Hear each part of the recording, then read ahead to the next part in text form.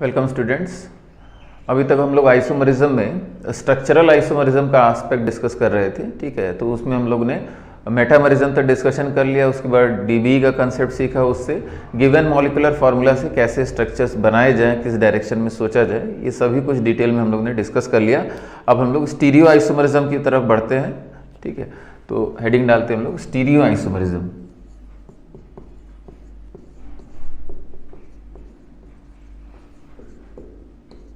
Stereo isomerism. ठीक है, तो स्टीरियो आइसोमरिज्म को डिफाइन कर लेते हैं, या स्टीरियो आइसोमर्स को डिफाइन कर रहे हैं हम। ठीक है, compounds having same molecular formula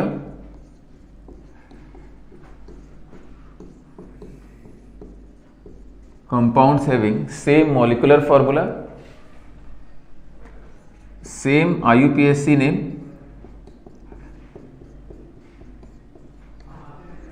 IUPAC name मतलब स्ट्रक्चरल फॉर्मूला की बात हो रही है। Structural formula, but they differ in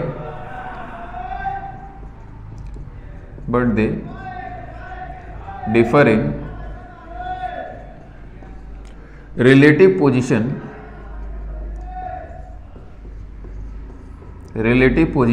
in space.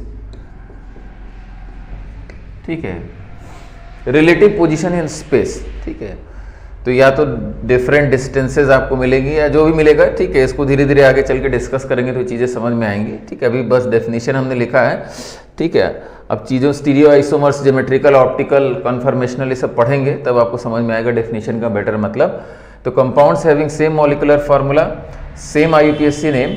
ठीक है, molecular formula IUPAC name same होगा तब उसके बाद हम लोग स्टीरियो आइसोमरिज्म की बात करेंगे। ठीक है, तो ये चीज हमेशा याद रखिएगा, compounds having same molecular formula, same IUPAC name, but they differ in relative position in space.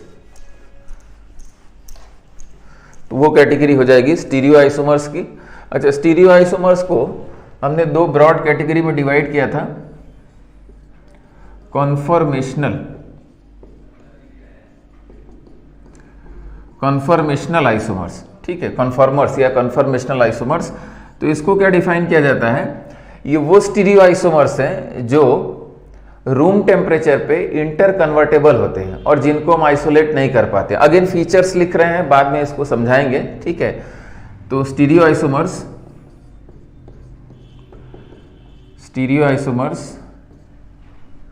Inter convertible to each other.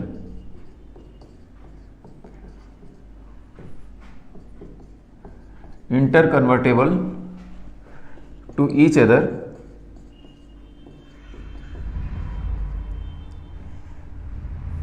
ठीक है, and cannot be isolated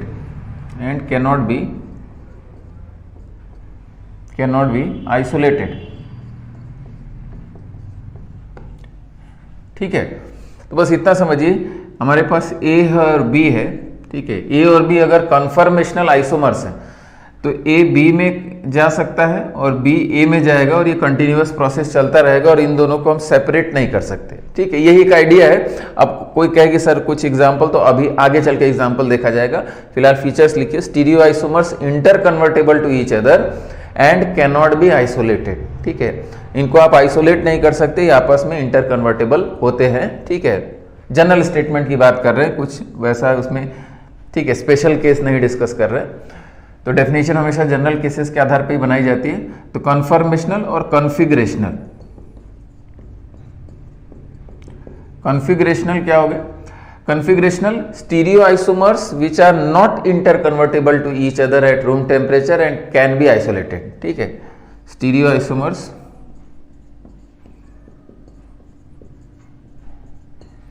which are not interconvertible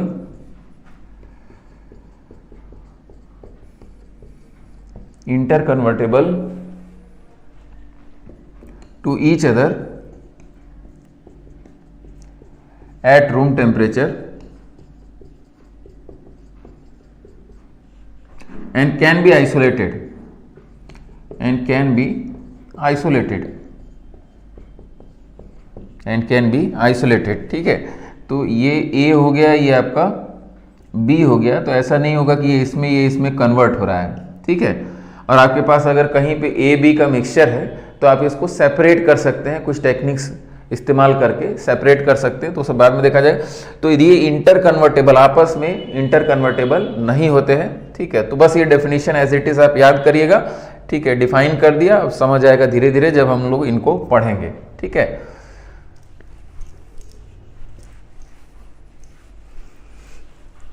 तो स्टीरियो आइसोमर्स की definition हो गई, conformational isomers की definition हो गई, और हम लोगों ने कॉन्फ़िगरेशनल आइसोमर्स को भी डिफाइन कर लिया। Stereo isomers which are not interconvertible to each other and can B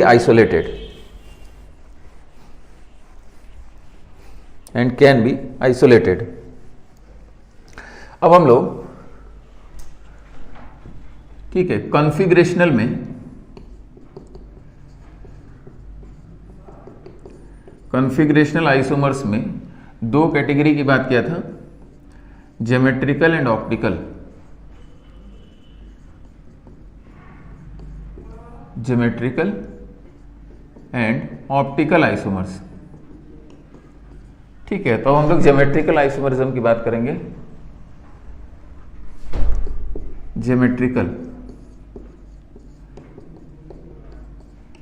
geometrical isomerism. ठीक है, तो ज्योमेट्रिकल आइसोमरिज्म में it is a case of stereo isomerism हम लोग स्टडी कर रहे हैं। तो कंडीशंस फॉर ज्योमेट्रिकल आइसोमरिज्म जरा देखा जाए। Conditions for GI, geometrical isomerism की कंडीशंस। तो इसमें पहला कंडीशन हो जाएगा restricted rotation between atoms, restricted rotation between atoms, और दूसरा हो जाएगा relative change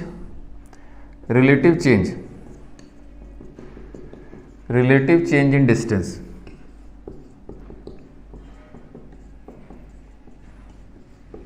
restricted rotation and relative change in distance. अभी लिखते चलिए पॉइंट्स को।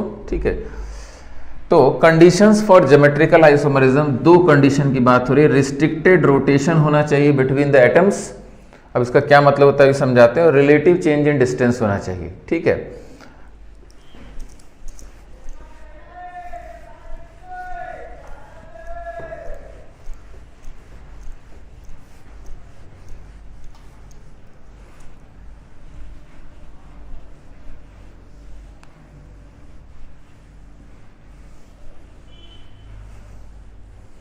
Restricted rotation and relative change in distance. अब पहला जो पॉइंट था रिस्ट्रिक्टेड रोटेशन,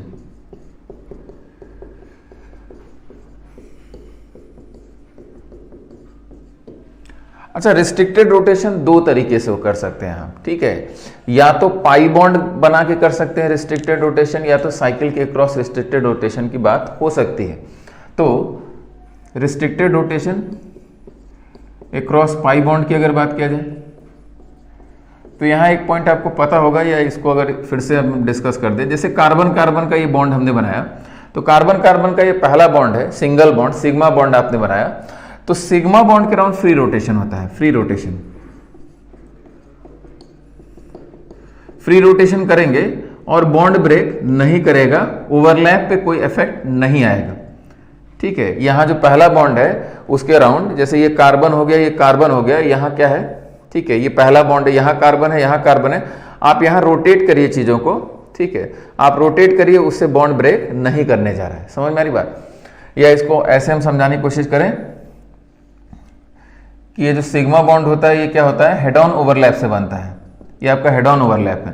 तो आप इसके अक्रॉस अगर रोटेट भी करते हैं तो ये ओवरलैप अफेक्टेड नहीं होगा, बॉन्ड ब्रेक नहीं करेगा, यानी there is free rotation across sigma bond.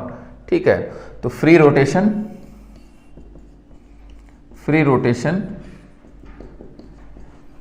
Across sigma bond के अराउंड फ्री रोटेशन है।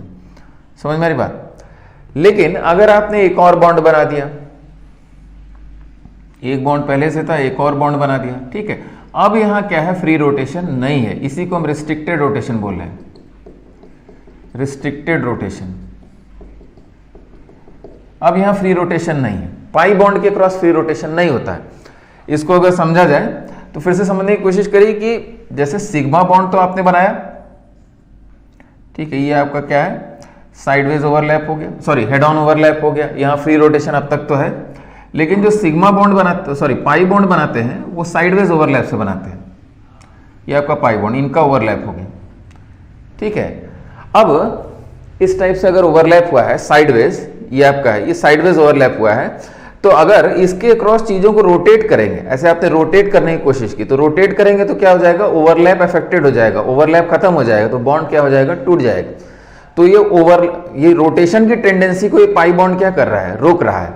समझ में आ रही बात। तो ये जो एक्स्ट्रा पाई बॉन्ड बना हुआ है यहाँ, ये साइडवेज ओवरलैप से बना हुआ है, अब यहाँ रोटेशन की टेंडेंसी रिस्ट्रिक्ट हो चुकी है क्योंकि बॉन्ड टूट जाएगा। तो पाई बॉन्ड यहाँ फ्री रोटेशन को क्या कर दे रहा है, रोक दे रहा है, ठीक है। तो यहाँ क्या है, रिस्ट्रिक्टेड रोटेशन। मेरे ख्याल से मतलब आप समझ गए। तो सिंपल सी बात है, अगर एक ही बॉन्ड है, सिग्मा बॉन्ड है, तो उसके अराउंड फ्री रोटेशन होगा, ओवरलैप अफेक्टेड नहीं होगा। लेकिन अगर पाई बॉन्ड जैसे ही आया वैसे ही क्या हो जाएगा, साइडवेज ओवरलैप, अब आप रोटेशन नहीं कर सकते, रिस्ट्रिक्टेड रोटेशन, बॉन्ड ब्रेक कर जाएगा। यानी पाई बॉन्ड के क्रॉस रिस्ट्रिक्टेड रोटेशन होता है। ये पॉइंट हम लोग को क्लियर हो गया।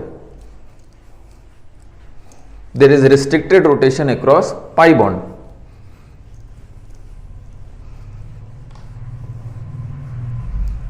या there is no free rotation across pi bond.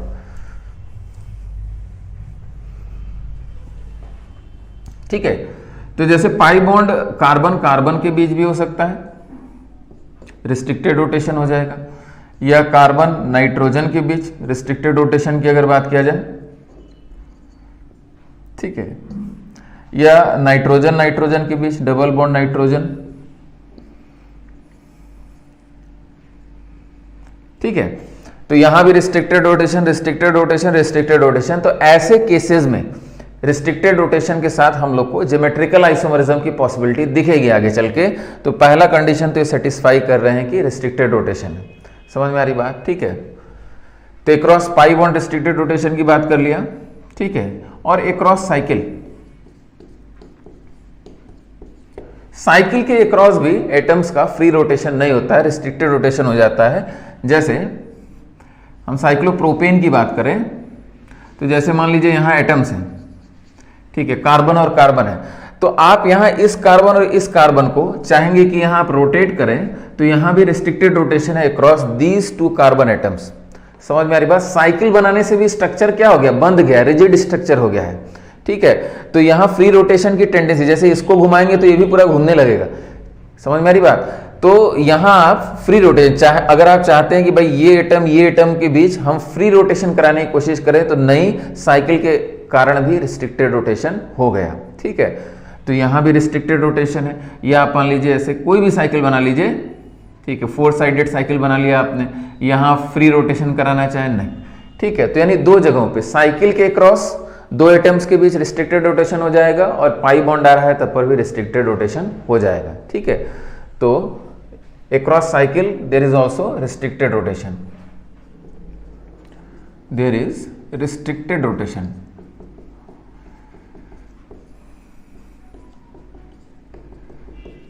across cycle there is restricted rotation, ठीक है। यानी दो ही जगह ज्योमेट्रिकल आइसोमरिज्म की बात हम लोग करेंगे, across पाई बॉन्ड और across cycle.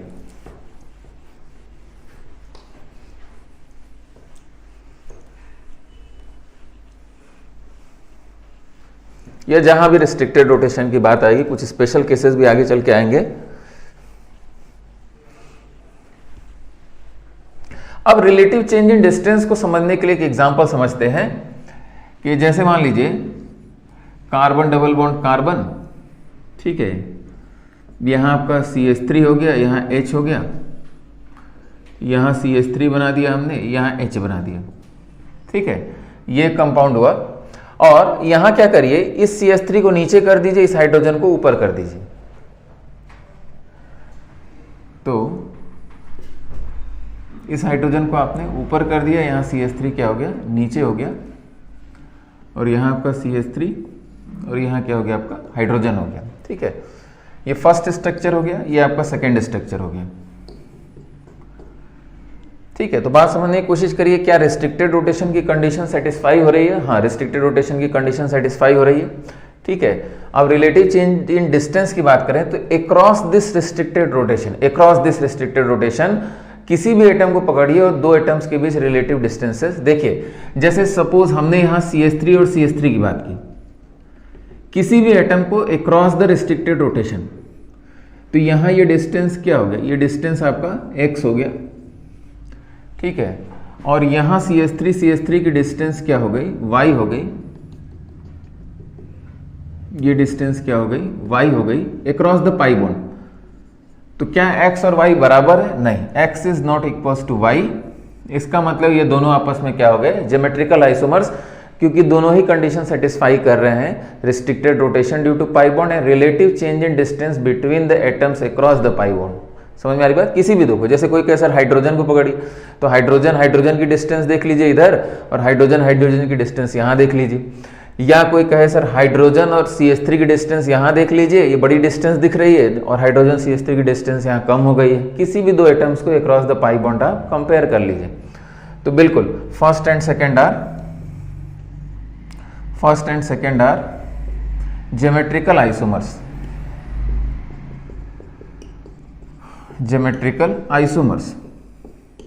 First and second are geometrical isomers. समझ में आ गई बात? अच्छा, जैसे ये बेसिकली एग्जांपल, आगे चल के इसको हम नाम दे देंगे, ये दोनों CH3 सिमिलर ग्रुप्स अगर पास है यहाँ, तो इसको हम नाम दे देंगे सिस। आगे चल के डिफाइन भी किया जाएगा। और सेम ग्रुप्स अगर डिस्टेंस बढ़ गई, डायगोनल हो गए, अपोजिट साइड हो गए, तो इसको क्या बोल देंगे, ट्रांस। ठीक है, तो यहाँ ज्योमेट्रिकल आइसोमर्स के नाम भी हो गए सिस एंड ट्रांस। ठीक है, सिमिलर ग्रुप्स अगर पास पास हैं तो सिस हो गया, और सेम ग्रुप्स अगर दूर दूर हो गए तो वो ट्रांस हो गया अक्रॉस द पाई बॉन्ड। अच्छा, ये डिस्टेंस नहीं दिखेगा कि CH3 सर H की डिस्टेंस तो देखिए यहाँ सेम है और यहाँ भी सेम है, नहीं, अक्रॉस द पाई बॉन्ड। ठीक है, इसके रिस्ट्रिक्टेड रोटेशन के अक्रॉस हम डिस्टेंसेस कंपेयर कर रहे हैं। ठीक है, तो first and second are geometrical isomers. अच्छा, ये बेसिकली एग्जांपल आपको लिखा ऐसे रहेगा, CH3CH डबल बॉन्ड CH और CH3। ठीक है, ऐसा एग्जांपल दिया रहेगा, इस तरीके से लिखा रहेगा। तो आपको समझना है कि भाई यहाँ देखिए, बात समझने की कोशिश करिए कि यहाँ हाइब्रिडाइजेशन क्या है, sp2 हाइब्रिडाइजेशन है, sp2 हाइब्रिडाइजेशन है, ये लीनियर स्ट्रक्चर तो है नहीं। जब एक्चुअल में यहाँ sp2 बॉन्ड एंगल 120 डिग्री करके स्ट्रक्चर बनाएंगे, तो ये दो पॉसिबिलिटी आएगी कि CH3 और H जब आपने ऐसे बनाया तो CH3H CH3 पास बना सकते हैं और CH3 दूर बना सकते हैं। दो पॉसिबिलिटी में यहाँ स्ट्रक्चर्स बनेंगे जो एक्चुअल स्ट्रक्चर्स होंगे। फिर से समझने की कोशिश करिए कि ये जो कंपाउंड है यहाँ, ठीक है, यहाँ कार्बन से अटैच क्या क्या है, एक हाइड्रोजन एक CH3, यहाँ भी कार्बन से क्या अटैच है डायरेक्टली, एक हाइड्रोजन एक CH3। ठीक है, लेकिन यहाँ हाइब्रिडाइजेशन sp2 है तो उसको 120 के एंगल पे बनाना पड़ेगा ना, और प्लेनर स्ट्रक्चर है ही। ठीक है, तो कुछ ऐसी पॉसिबिलिटी में आप बनाएंगे, एक ये पॉसिबिलिटी एक वो पॉसिबिलिटी हो गई। ठीक है, तो दोनों रिप्रेजेंट तो बेसिकली इसी मॉलिक्यूलर फार्मूला को कर रहे हैं। ठीक है, लेकिन दोनों क्या हैं, अलग अलग हैं, दोनों सेम नहीं है, because relative change in distance जरूर है। ठीक है, एक सिस हो गया, दूसरा ट्रांस हो गया। तो कोई ये कंपाउंड इस प्रकार से दे और पूछे कि क्या इसमें ज्योमेट्रिकल आइसोमरिज्म की पॉसिबिलिटी है, तो आप बोलेंगे हाँ, इसमें ज्योमेट्रिकल आइसोमरिज्म की पॉसिबिलिटी है। तो ये ऐसा molecular system geometrical isomerism show करेगा और आपके सामने ऊपर स्ट्रक्चर्स बने हुए। ठीक है, अब इसी में हम थोड़ा सा चेंज करें, यहां तक मेरे ख्याल से बात समझ में आ गई। इसी में अगर थोड़ा चेंज करें, यहां भी अगर हम CH3 ले आ दें और यहां भी हम CH3 ले आ दें, ठीक है, तो क्या हम इनको ज्योमेट्रिकल आइसोमर्स कह पाएंगे? नहीं, इनको ज्योमेट्रिकल आइसोमर्स नहीं कह पाएंगे। क्यों नहीं कह पाएंगे? क्योंकि देखिए कोई नया डिस्टेंस नहीं मिलेगा, रिलेटिव चेंज इन डिस्टेंस नहीं हो पाएगा। क्यों नहीं हो पाएगा? क्योंकि देखिए CH3 की छोटी वाली डिस्टेंस ये है और बड़ी वाली डिस्टेंस ये है, ये y है। समझ में आ रही बात? छोटी वाली डिस्टेंस x, बड़ी वाली डिस्टेंस y। ये बड़ी वाली डिस्टेंस y है और छोटी वाली डिस्टेंस क्या है, x है। ये आपका क्या हो गया, x हो गया। समझ में आ रही बात? तो कोई नई डिस्टेंस आपको नहीं मिल रही है, रिलेटिव चेंज इन डिस्टेंस नहीं मिल रहा है। ठीक है, या इसको हम ऐसे समझाने की कोशिश करें, इसको फिर से बनाएं।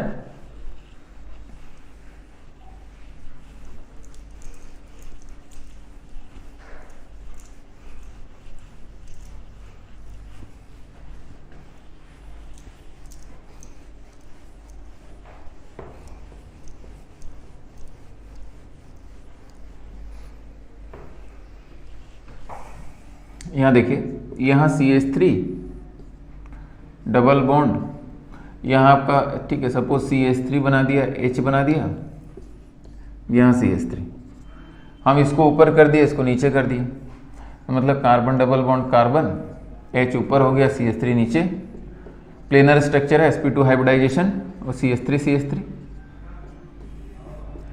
तो ये फर्स्ट और सेकेंड स्ट्रक्चर,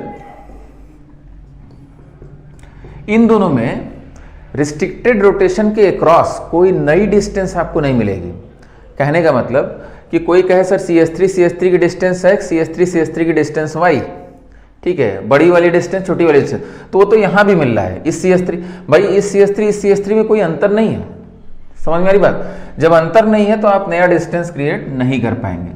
ये CH3 और ये CH3 क्या हो गया है, सेम हो गया है, ठीक है, ये सेम हो गया, ठीक है। इसको व्हाइट बॉल मान लीजिए ये रेड बॉल है, ये रेड बॉल है, ठीक है, और यहाँ आपने एक रेड बॉल रखा और एक कुछ अलग बॉल रख दिया, तो इस रेड बॉल को नीचे करिए चाहे ऊपर करिए, इन रेड बॉल से कोई नई डिस्टेंस आप क्रिएट नहीं करने जा रहे हैं। समझ में आ रही बात? ठीक है, दोनों ही बेसिकली फर्स्ट और सेकेंड क्या है, फर्स्ट एंड सेकेंड आर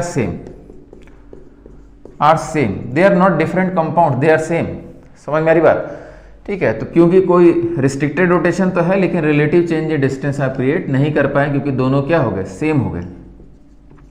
तो इसका मतलब नई चीज आपने क्या सीखी कि कार्बन से अटैच दोनों ग्रुप सेम नहीं होने चाहिए। अगर कार्बन से अटैच दोनों ग्रुप सेम हो गए तो रिलेटिव चेंज इन डिस्टेंस आप क्रिएट नहीं कर पाएंगे, कोई नई डिस्टेंस नहीं आएगी और दोनों ही स्ट्रक्चर्स क्या हो जाएंगे, सेम हो जाएंगे। ठीक है, तो यहाँ बेसिकली हम कंक्लूड अगर ऐसे करें कि अगर आपसे कोई ऐसा मॉलिकुलर फार्मूला दे CH3 whole twice C double bond CH, यहाँ CH3, ठीक है, तो आपको पता चल गया कि इस कार्बन से तो दो CH3 अटैच है, अब रिलेटिव चेंज इन डिस्टेंस नहीं कर पाएंगे, तो ऐसा molecular formula geometrical isomerism show नहीं करेगा। या दूसरे शब्दों में इसका अगर आप स्ट्रक्चर बनाएंगे तो एक ही स्ट्रक्चर बनेगा, ये दोनों सेम है, कोई एक बना लीजिए, तो एक ही स्ट्रक्चर की पॉसिबिलिटी है, यहाँ दो पॉसिबिलिटी नहीं है जैसा इससे पहले कर रहे थे। ठीक है, क्योंकि ये दोनों क्या हो गए, सेम हो गए। तो इसका मतलब कार्बन से अटैच दोनों ग्रुप सेम नहीं होने चाहिए, ये भी ज्योमेट्रिकल आइसोमरिज्म की शर्त हो जाएगी या relative change in distance create करने के लिए शर्त हो जाएगी। ठीक है, तो अब सारी चीजों को अगर समराइज किया जाए तो ऐसा मॉलिक्यूलर फार्मूला ज्योमेट्रिकल आइसोमरिज्म नहीं शो करेगा, इसके करस्पॉन्डिंग sp2 हाइब्रिडाइज्ड है, लेकिन इसके करस्पॉन्डिंग स्ट्रक्चर आप एक ही बना पाएंगे, सिस ट्रांस वाली बात नहीं आ पाएगी। ठीक है, तो सभी चीजों को अगर जनरल फॉर्मेट में कंपेयर किया जाए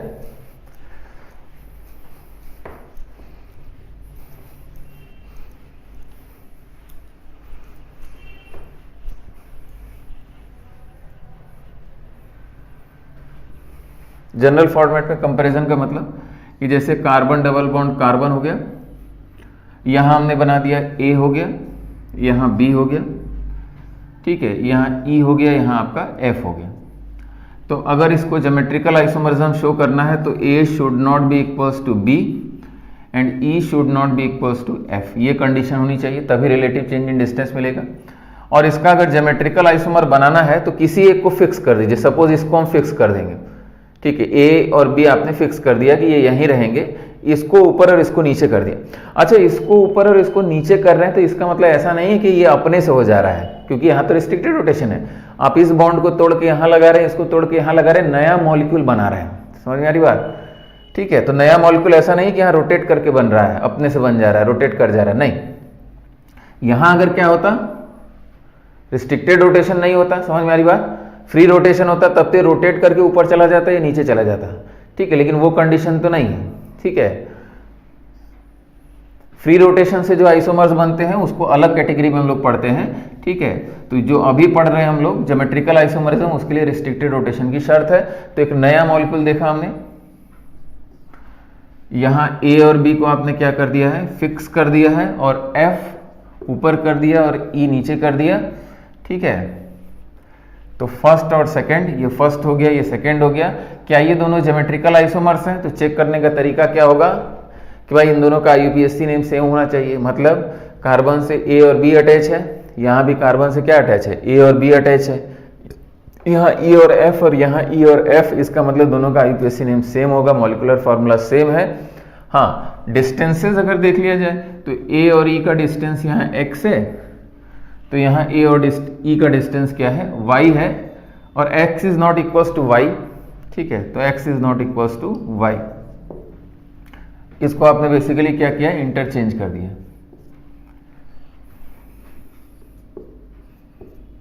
ठीक है, इंटरचेंज कर दिया।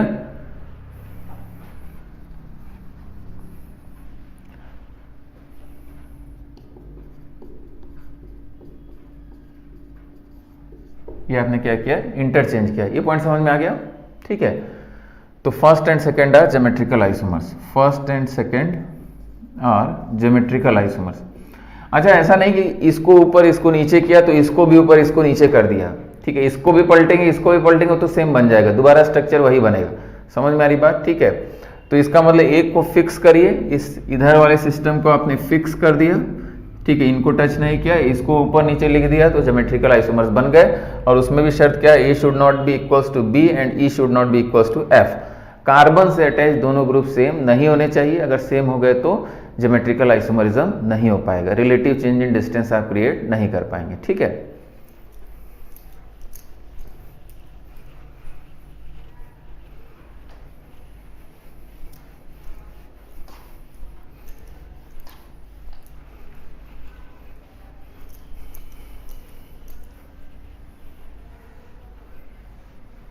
जैसे कुछ एग्जांपल्स अगर हम देखें, जैसे यहां आपका फ्लोरीन हो गया, क्लोरीन, ब्रोमीन, आयोडीन,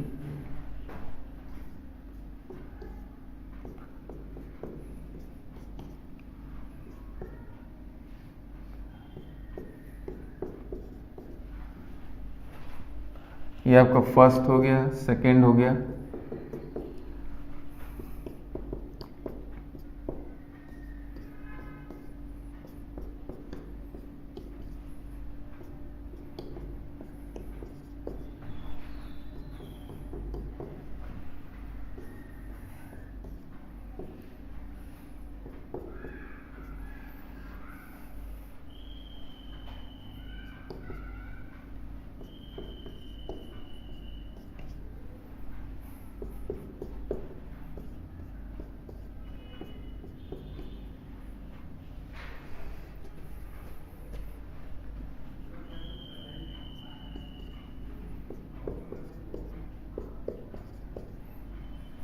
ठीक है। अगर कंपेयर किया जाए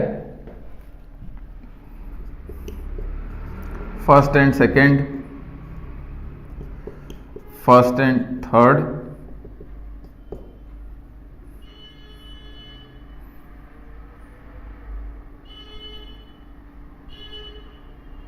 ठीक है, और देखा जाए first and fourth, first and fifth, ठीक है, कई पॉसिबिलिटी में क्वेश्चन को किया जा सकता है, ठीक है। तो अगर आपको कंपेयर करना है तो कैसे कंपेयर करेंगे बताइए, कैसे कंपेयर करेंगे? तो जैसे फर्स्ट और सेकंड को कंपेयर किया, अगेन कार्बन से फ्लोरीन क्लोरीन अटैच है, कार्बन से फ्लोरीन क्लोरीन अटैच है, कार्बन से आयोडीन ब्रोमीन अटैच है, आयोडीन ब्रोमीन, तो इन दोनों का IUPAC ने मॉलिक्यूलर फार्मूला सेम हो गया। अब फ्लोरीन को उठाइए, आयोडीन की डिस्टेंस चेक कर लीजिए, फ्लोरीन को उठाइए, आयोडीन की distance, relative change in distance, restrictive rotation, तो these are geometrical isomers. First और थर्ड की बात करें तो again fluorine chlorine, fluorine chlorine यानी IUPAC नेम तो सेम है। फ्लोरीन से आयोडीन की डिस्टेंस डायगोनल वाली, फ्लोरीन से आयोडीन की डिस्टेंस डायगोनल वाली, यानी डिस्टेंस तो चेंज हुआ ही नहीं। या किसी क्लोरीन को उठा लीजिए, क्लोरीन से आयोडीन की डिस्टेंस यहाँ देखिए पास वाली, क्लोरीन से आयोडीन की डिस्टेंस पास वाली, यानी there is no relative change in distance. आपने इसको भी ऊपर नीचे किया, इसको भी ऊपर नीचे कर दिया, इसका मतलब they are same, they are not geometrical isomers, ठीक है।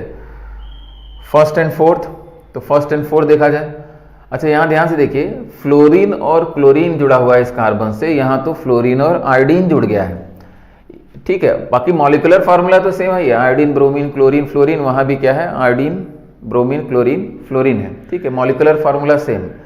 तब क्या समस्या होगी, तो जब इनका आईयूपीएसी नेम चेंज कर गया, मॉलिकुलर फार्मूला सेम है, तो ये आपके स्टीरियो आइसोमर्स नहीं हो सकते, they can not B stereo isomers. हाँ, कौन से आइसोमर्स हो सकते हैं, तो आप देखेंगे रूट वर्ड की नंबरिंग करेंगे तो आपको पोजीशन डिफरेंस मिलेगा सब्स्टिट्यूएंट्स का, ठीक है। तो ये पोजीशन आइसोमर्स हो गए, स्ट्रक्चरल आइसोमर्स हो गए, they are not stereoisomers. तो बेसिकली फर्स्ट एंड फोर्थ का सेम मॉलिकुलर फार्मूला पे डिफरेंट आईयूपीएसी नेम है, दे आर स्ट्रक्चरल आइसोमर्स या स्पेसिफिक पोजीशन आइसोमर्स, ठीक है, पोजीशन आइसोमर्स। अच्छा, फर्स्ट एंड फिफ्थ देखा जाए, फर्स्ट एंड फिफ्थ, तो फर्स्ट एंड फिफ्थ में आप देखेंगे कि मॉलिकुलर फार्मूला ही चेंज कर गया, वहां 2 ब्रोमीन है, इसका मतलब दे आर नॉट आइसोमर्स,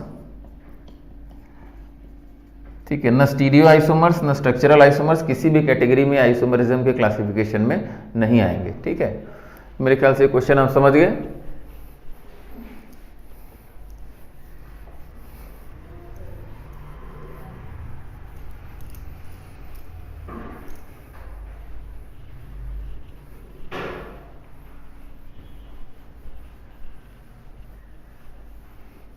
ठीक है, इसका मतलब आप रिस्ट्रिक्टेड रोटेशन और रिलेटिव चेंज इन डिस्टेंस की बात समझ गए।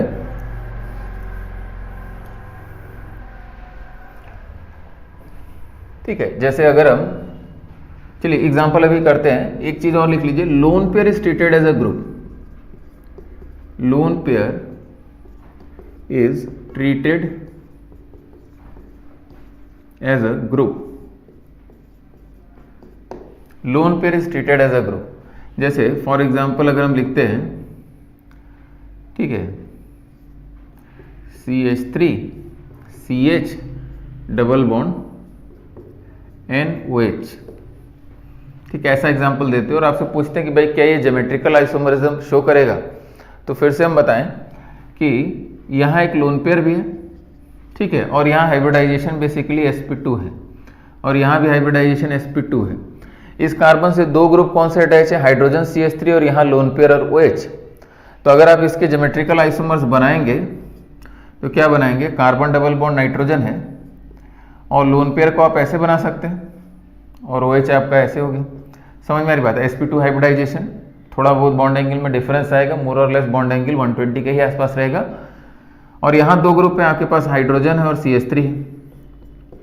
अब इसका ज्योमेट्रिकल आइसोमर बनाना है तो इसको फिक्स कर दीजिए, इसको ऊपर कर दीजिए, इसको नीचे कर दीजिए, ठीक है।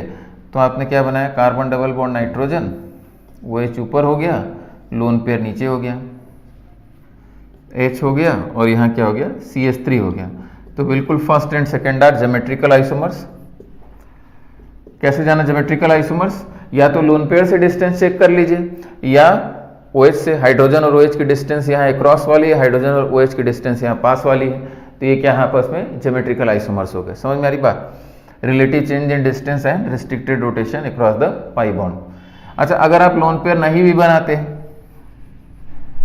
समझ में आ रही बात, ये तो पता ही है यहाँ लोन पेयर है और यहाँ हाइब्रिडाइजेशन sp2, तो ये नहीं करेंगे कि OH को स्ट्रेट बना दिए, यहाँ स्ट्रेट बना दिए। कोई कहा कि सर यहाँ लोन पेयर न बना के देखिए, इसको ऐसे बना देते हैं,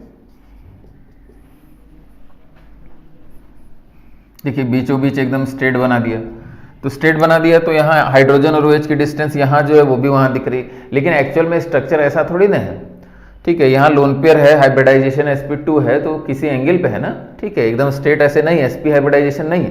समझ में आ रही बात, तो इसका मतलब इस तरीके से नहीं सोचना है, लोन पेयर है, ठीक है, चाहे बनाइए ना बनाइए, लोन पेयर नहीं बना रहे तो OH को आप ऐसे बना लीजिए, ठीक है, या लोन पेयर प्रॉपर दिखा लीजिए।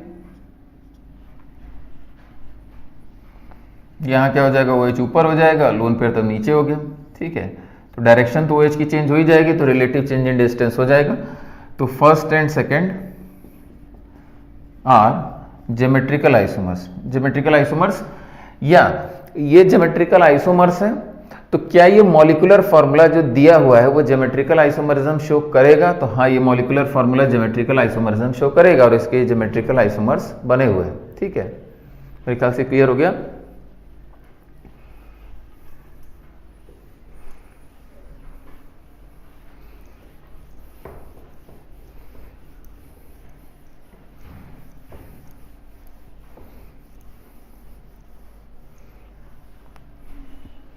ठीक है। जैसे मान लीजिए अगर इसी में हम ऐसे बना देते हैं CH3 होल ट्वाइस C, ठीक है, डबल बॉन्ड N OH ऐसा लिख देते हैं, ठीक है, तब ये ज्योमेट्रिकल आइसोमरिज्म नहीं शो करता। ज्योमेट्रिकल आइसोमरिज्म नहीं शो करता क्यों? समस्या यही है कि आप कार्बन डबल बॉन्ड नाइट्रोजन, यहाँ आपके पास लोन पेयर है, यहाँ OH हो गया, ठीक है, लेकिन यहाँ क्या है, दोनों CH3 है,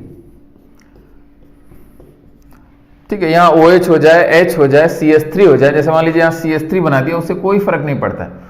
ये दो डिफरेंट ग्रुप आपको दिखने चाहिए, तो ये तो सेंटर ठीक ठाक है, इसमें कोई दिक्कत नहीं,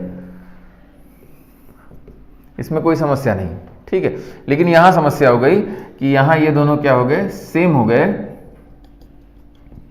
तो अक्रॉस द पाई बॉन्ड आप relative change in distance create नहीं कर पाएंगे।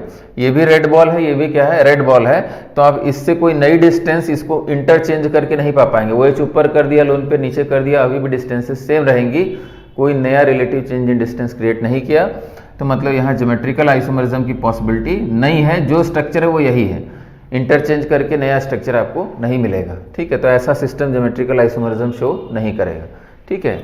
तो सेम नहीं होना चाहिए ज्योमेट्रिकल आइसोमरिज्म के लिए।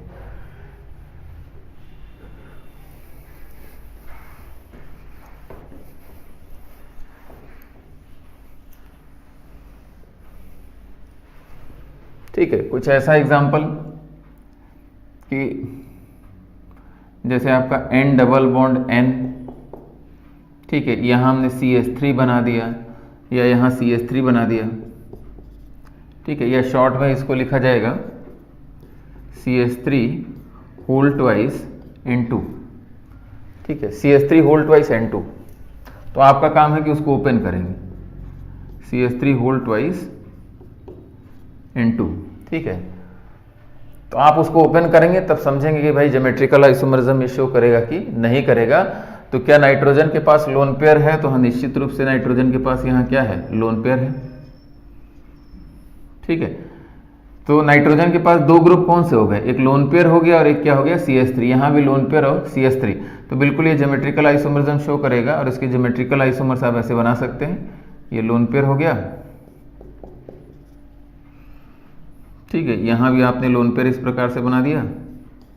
तो चाहे आप लोन पेयर और CH3 की डिस्टेंस, लोन पेयर की डिस्टेंस देख लीजिए, किसी को एक को कंपेयर कर लीजिए, ठीक है, N डबल बॉन्ड N, एक को फिक्स कर लेते हैं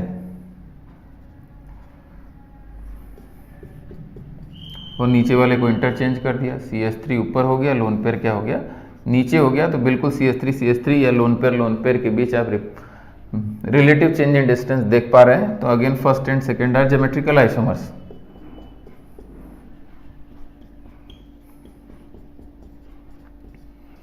ज्योमेट्रिकल आइसोमर्स, समझ में आ रही बात?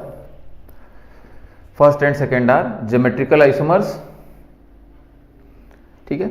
एक चीज यहां और समझने की कोशिश करिएगा कि आगे चल के देखिए, जैसे अगर ऐसा स्ट्रक्चर आपके सामने आए, अगर ऐसा स्ट्रक्चर आए, ठीक है, तो अब आपके सामने इसमें नई पॉसिबिलिटी क्या है कि ऐसा स्ट्रक्चर मतलब दो पॉसिबिलिटी, और ये दोनों क्या है, डिफरेंट है। तो आइसोमर पॉइंट ऑफ व्यू से इसको हमको कितना काउंट करना पड़ेगा, दो काउंट करना पड़ेगा कि नहीं ये दो है। दो कौन कौन से, ये स्ट्रक्चर हो सकता है या ये स्ट्रक्चर हो सकता है, और दोनों क्या है, डिफरेंट पॉसिबिलिटीज हैं, ठीक है, क्योंकि ये कंडीशंस को सेटिस्फाई करें। अच्छा, इसकी जगह हम H कर दें तो भी क्या फर्क पड़ जाएगा, कोई फर्क नहीं पड़ेगा। यहां भी आप H लगा लीजिए, यहां भी क्या लगा लीजिए, H लगा लीजिए, कोई फर्क नहीं पड़ने जा रहा है। First and second are geometrical isomers. तो एक और अगर फॉर्मूला हम लिख दें, इसका फॉर्मूला क्या हो जाएगा, ठीक है, H2N2। अगर H2N2 लिखा हुआ है तो क्या ये ज्योमेट्रिकल आइसोमरिज्म शो कर रहा है? तो अगेन आप इसका स्ट्रक्चर बनाएंगे और समझेंगे चीज़ों को, तो आप कहेंगे, कंक्लूड करेंगे कि हाँ ये भी ज्योमेट्रिकल आइसोमरिज्म शो कर रहा है, ठीक है। तो ये ज्योमेट्रिकल आइसोमरिज्म शो कर रहा है, ये पॉइंट क्लियर हो गया। तो इस टाइप से लोग सवाल बनाते हैं, इसको ओपन करेंगे आप समझ जाएंगे। तो lone pair is treated as a group,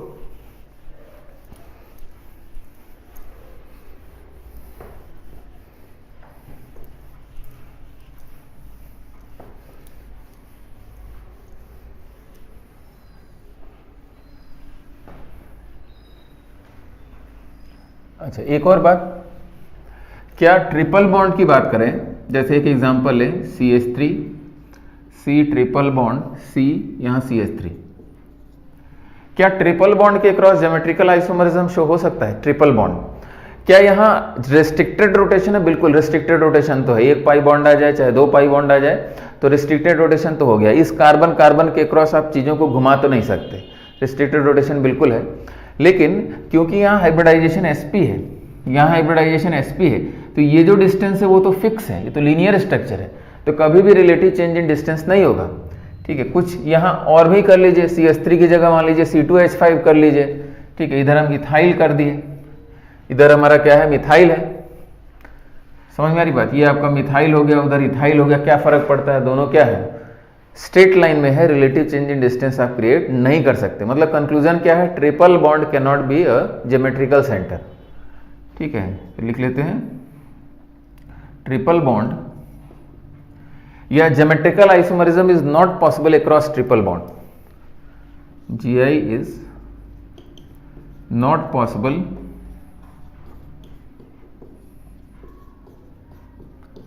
across triple bond. Triple bond के क्रॉस ज्योमेट्रिकल आइसोमरिज्म की पॉसिबिलिटी नहीं है। ठीक है, तो ये चीज हमेशा याद रखेंगे।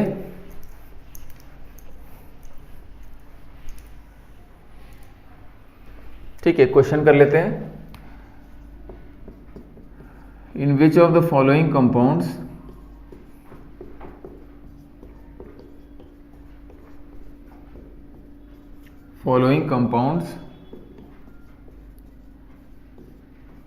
GI is possible?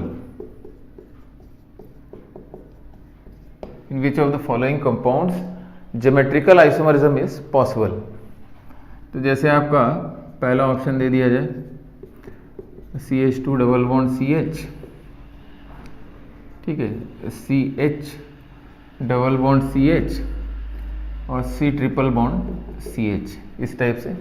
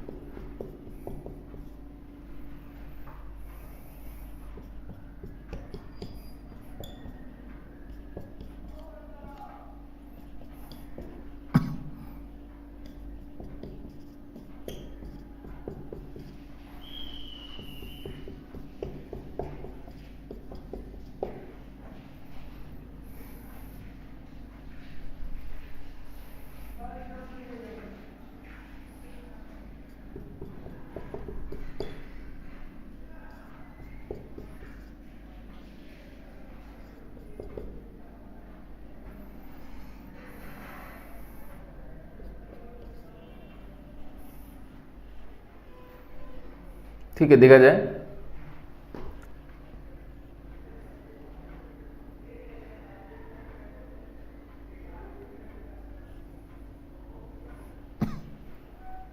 जल्दी से कंक्लूड किया जाए इस क्वेश्चन को। जैसे अब यहां देखिए, जैसे रिस्ट्रिक्टेड रोटेशन यहां दिख रहा है, यहां दिख रहा है, यहां दिख रहा है, ट्रिपल बॉन्ड ज्योमेट्रिकल सेंटर होता नहीं, बेकार है हमारे लिए। ये डबल बॉन्ड भी बेकार है, क्योंकि इस कार्बन से अटैच ये दोनों ग्रुप क्या हो चुके हैं? सेम हो चुके हैं। लेकिन यहां ज्योमेट्रिकल आइसोमरिज्म की पॉसिबिलिटी हो जाएगी, क्योंकि यहां कार्बन से अटैच ग्रुप्स कौन कौन से हैं? एक हाइड्रोजन अलग ग्रुप दिख रहा है और एक बड़ा सा ग्रुप अलग दिख रहा है। ठीक है, फिर से समझने की कोशिश करिए। इस कार्बन से दो डिफरेंट ग्रुप्स कौन कौन से अटैच है? एक तो हाइड्रोजन दिख रहा है, दूसरा ये बड़ा सा ग्रुप R' मान लीजिए। इस कार्बन से क्या अटैच है? एक हाइड्रोजन तो दिख ही रहा है, एक बड़ा सा ग्रुप R" मान लीजिए। समझ में आ रही बात? तो यानी यहाँ बेसिकली क्या है? डबल बॉन्ड कार्बन H है, एक R' अटैच है, और यहाँ H है और क्या है? R" अटैच है। तो बिल्कुल इसको ऊपर नीचे करके geometrical isomerism, relative change in distance create करिए। और मॉलिक्यूल में एक भी, इसको ज्योमेट्रिकल सेंटर बोलेंगे। ये ज्योमेट्रिकल सेंटर है, लेकिन ये ज्योमेट्रिकल सेंटर नहीं है, क्योंकि दोनों सेम हो गए। लेकिन मॉलिक्यूल में एक भी ज्योमेट्रिकल सेंटर हो गया तो मॉलिक्यूल तो ज्योमेट्रिकल आइसोमरिज्म शो कर रहा है। तो बिल्कुल ये मॉलिक्यूल ज्योमेट्रिकल आइसोमरिज्म शो करेगा because of this pi bond, because there are two different group attach across the carbon at both the ends. समझ में आ रही बात? तो बिल्कुल ज्योमेट्रिकल आइसोमरिज्म हो जाएगा। ये नहीं कर पाएगा क्योंकि इसको ओपन करेंगे तो कार्बन से 2 CH3 अटैच है, यहाँ 2 डिफरेंट ग्रुप तो दिख रहे हैं H और Cl, लेकिन यहाँ 2 CH3 है तो ये नहीं कर पाएगा। यहाँ देखा जाए इस कार्बन से 2 डिफरेंट ग्रुप कौन से अटैच हैं, एक हाइड्रोजन है और एक क्या है, फिनाइल है, और यहाँ एक हाइड्रोजन है, एक क्या है, CHO है। इसको अगर हम यहाँ इलेबरेट करें तो कार्बन डबल बॉन्ड कार्बन, एक हाइड्रोजन हो गया, एक क्या हो गया, CHO हो गया, और देखा जाए और एक हाइड्रोजन हो गया और एक क्या हो गया, फिनाइल हो गया। अब इसको आप ऊपर कर दीजिए, इसको नीचे कर दीजिए तो आपको ज्योमेट्रिकल आइसोमरिज्म मिल जाएगा। ज्योमेट्रिकल आइसोमरिज्म ये शो करेगा। H2N2 अभी बताया था, इसको ओपन करेंगे तो ज्योमेट्रिकल आइसोमरिज्म शो करेगा। इसको भी अभी बताया था, ज्योमेट्रिकल आइसोमरिज्म शो करेगा। N2H4 की अगर बात करें तो N2H4 को अगर आप बनाएंगे तो ये बेसिकली क्या बनेगा, ये स्ट्रक्चर बनेगा। तो इसमें पाई बॉन्ड ही नहीं है तो रिस्ट्रिक्टेड रोटेशन की बात ही नहीं है, ये ज्योमेट्रिकल आइसोमरिज्म नहीं शो करेगा। ठीक है, यहां तक मेरे ख्याल से बात आपको समझ में आ गई।